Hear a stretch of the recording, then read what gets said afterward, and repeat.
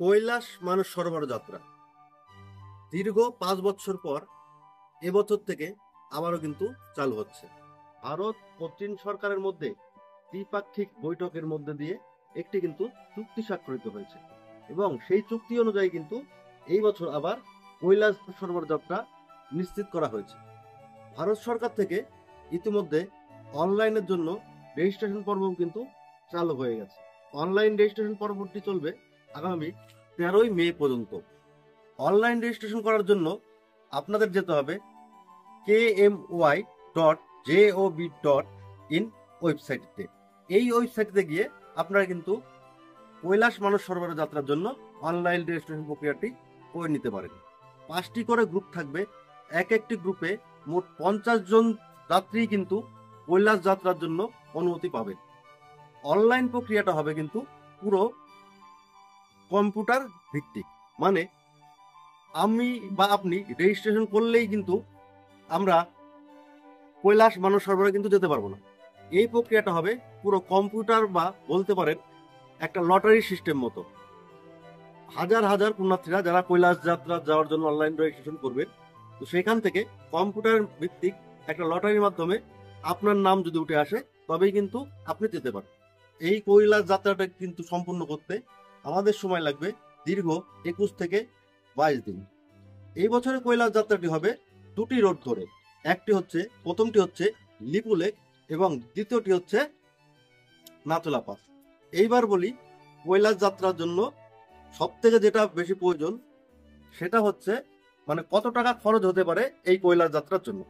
দেখুন, লিপু লেক দিয়ে গেলে টাকা কিন্তু সরকারি ওয়েবসাইটের হিসাব অনুযায়ী লিপু লেক দিয়ে গেলে কিন্তু আপনার খরচ হতে পারে আনুমানিক 2 লক্ষ টাকা।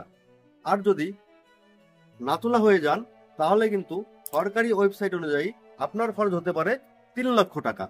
তো আপনার আমার অনেকেরই যাওয়ার ইচ্ছা কিন্তু আছে বা শারীরিক সক্ষমতাও আমাদের আছে, কিন্তু এত টাকা বিপুল অঙ্কের টাকা ব্যয় করে কোনো ট্রিপ, কৈলাস মানস সরোবর যাত্রায় হোক বা কোনো ধরনের ট্রিপে কিন্তু আমাদের মতো সাধারণ বাঙালির পক্ষে করা সম্ভব নয়। এটা তো প্রথম কথা।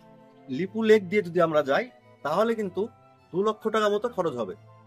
এবার নাথুলা দিয়ে গেলে খরচটা কেন বেশি হবে?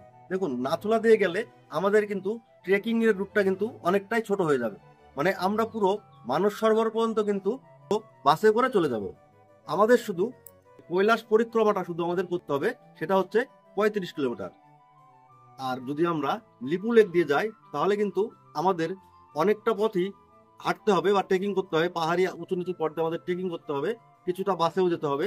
সেই ক্ষেত্রে লিপু লেক দিয়ে গেলে আপনার টাকাটা কম লাগবে, কিন্তু শারীরিক পায়ে হেঁটে কিন্তু অনেকটাই বেশি পরিশ্রম করতে হবে। সম্পূর্ণ যাত্রা পথটি শেষ করতে আমাদের কিন্তু এটি 21 থেকে 22 দিন মতো সময় লাগবে। শারীরিকভাবে যারা সক্ষম নন, মানে যাদের শারীরিক কোনো প্রতিবন্ধকতা আছে, মানে যেমন ধরুন হাইপার টেনশন, সুগার, লাংস বা কিডনি বা শারীরিক যে কোনো রকম প্রতিবন্ধকতা যদি থাকে তাহলে কিন্তু আপনাদের এই যাত্রা না করাই ভালো। কারণ কি, আইটিবিপির থেকে আপনার হেলথ কিন্তু খুব ভালোভাবে চেক করা হবে এবং যাত্রা চলাকালীন আপনার রাস্তায় যদি কোনো রকম সমস্যা বা শারীরিক কোনো অস্থিরতা দেখা যায় তাহলে কিন্তু আপনাকে সেখানে তৎক্ষণাৎ রিজেক্ট করে আপনাকে কিন্তু বাড়ি পাঠিয়ে দেওয়া হবে। সেই ক্ষেত্রে আপনি কিন্তু পুরো টাকাই ফেরত পাবেন না, পুরো টাকাটাই কিন্তু আপনার নষ্ট হয়ে যাবে। সুতরাং আপনারা খুব ভালোভাবে চিন্তা ভাবনা করে তবেই কিন্তু অনলাইন রেজিস্ট্রেশন বা অ্যাপ্লাইটা করবেন। এইবার যারা অনলাইনে এই অ্যাপ্লাই পর্বটা করবেন তাদের জন্য আমি এই মোবাইল স্ক্রিনে দেখিয়ে দিচ্ছি কোথায় গিয়ে আপনারা সহজেই এই অ্যাপ্লাইটা করে নিতে পারবেন বা এই ফর্মের মধ্যে কোন রুটটা দিয়ে গেলে আপনাদের সুবিধা হবে। সমস্ত কিছুই কিন্তু এই ওয়েবসাইটটির মধ্যে দেখিয়ে দেওয়া আছে। তো আমি এই ওয়েবসাইটটা আপনাদের সামনে খুলে দেখাচ্ছি, তারপরে আপনারা আপনাদের মতো করে সাজিয়ে গুছিয়ে দেখে নেবেন। তো বন্ধুরা, আমরা প্রথমে চলে আসবো আমাদের মোবাইলের ক্রোম ব্রাউজারে। ক্রোম ব্রাউজারে গিয়ে আমরা লিখব kmy.gov.in।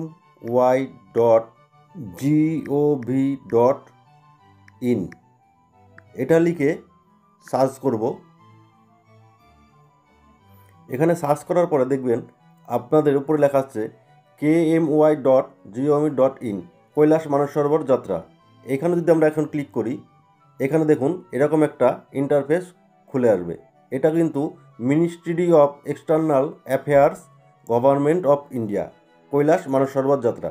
তো এইখান থেকে কিন্তু আমাদের যাত্রা রেজিস্ট্রেশনটা কিন্তু করতে হবে। তো প্রথমে দেখুন এখানে রুট নম্বর 1 লিপু লেক পাস দেওয়া আছে। তো এইখানে যদি আমরা যাই, এইখানে কিন্তু একটা যে ছবি দেওয়া আছে, মানে কোথা থেকে আমরা কিভাবে যাব, তো এই চিত্রটা কিন্তু এখানে ভালোভাবে দেওয়া আছে। তো এইখান থেকে আমরা যদি এখানে ক্লিক হেয়ারে একবার করি, এখানে কিন্তু ডাউনলোডের অপশন দেখাচ্ছে। তো আমি যদি ডাউনলোডে যাই, তাহলে কিন্তু এরকম একটা ডাউনলোড চলে আসবে। ডাউনলোড এই একটা পেপার চলে আসবে। এখানে দেখুন ভালোভাবে কিন্তু বলে দেওয়া আছে যে আপনাকে কিন্তু সর্বপ্রথম দিল্লিতে গিয়ে স্টে করতে হবে। দিল্লি গিয়ে আপনাকে কিন্তু পাসপোর্ট এবং visa fees collection and medical test at Delhi. তো প্রথমে আপনাদের দিল্লিতে গিয়ে পাসপোর্ট ভিসা করিয়ে মেডিকেল টেস্ট কিন্তু করাতে হবে। আর মেডিকেল টেস্ট করাতে হবে কিন্তু অ্যাট আইটিবিপি বেস হসপিটাল থেকে। তো এই হচ্ছে ব্যাপার। তো আর এখানে কিন্তু সমস্ত কিছু দেওয়া হয়েছে যে নিউ দিল্লি কত কিলোমিটার, থানকপুর ভায়া গাজিয়াবাদ এরকম কিলোমিটার হিসাবে দেওয়া আছে। তো সমস্ত কিছু বলতে গেলে ভিডিও অনেক লম্বা হয়ে যাবে। তো এই জিনিসটা আপনারা যাওয়ার ইচ্ছুক তারা কিন্তু এই পেজটা ডাউনলোড করে নিতে পারেন। তো আমি চলে গেলাম ব্যাকে গিয়ে এবার রুট নম্বর 2 যদি আমরা দেখি, নাথুলা পাসটা দিয়েও কিন্তু এই দেখুন এরকমভাবে একটা রুট ম্যাপ, এটা কিন্তু আর্টিফিশিয়াল মানে রুট ম্যাপ করে দিয়েছে।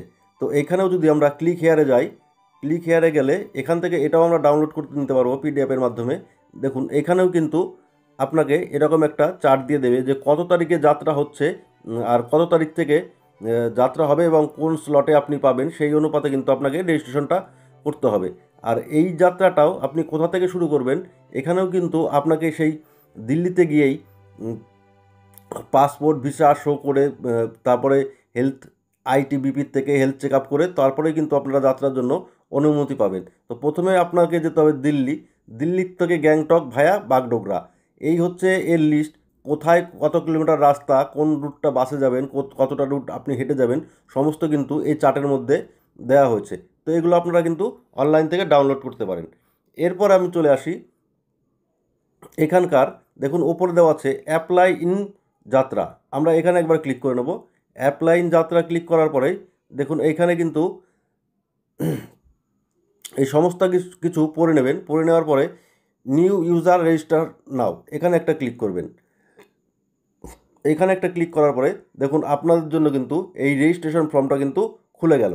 এইখানে কিন্তু আপনাদের এবার নাম, surname, date of birth, email ID,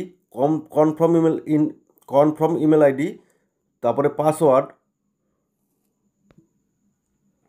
password, mobile number, enter access code, মানে এরপরে এই যে ক্যাপচাটা দিয়েছে এই ক্যাপচা দিয়ে সাবমিট করলে তবেই কিন্তু আপনার রেজিস্ট্রেশনটা কমপ্লিট হবে। এবার রেজিস্ট্রেশন কমপ্লিট হওয়ার পরে আপনার কাছে কিন্তু নোটিফিকেশন আসবে ইমেলের মাধ্যমে। তো নোটিফিকেশন যখন ইমেলের মাধ্যমে আসবে, আপনার রেজিস্ট্রেশনটা যদি হয়, মানে আপনি লটারির মাধ্যমে যদি কৈলাস যাত্রার জন্য নির্বাচিত হন, তাহলেই কিন্তু আপনার কাছে একটা নোটিফিকেশন আসবে ইমেলের মাধ্যমে। সেই নোটিফিকেশন অনুযায়ী নোটিফিকেশন পাওয়ার পরে কিন্তু আপনি নেক্সট কাজগুলো করতে পারবেন। তো আজকের ভিডিওটা ছিল মূলত এই পর্যন্তই। তো দেখা হচ্ছে নেক্সট কোনো ভিডিওতে।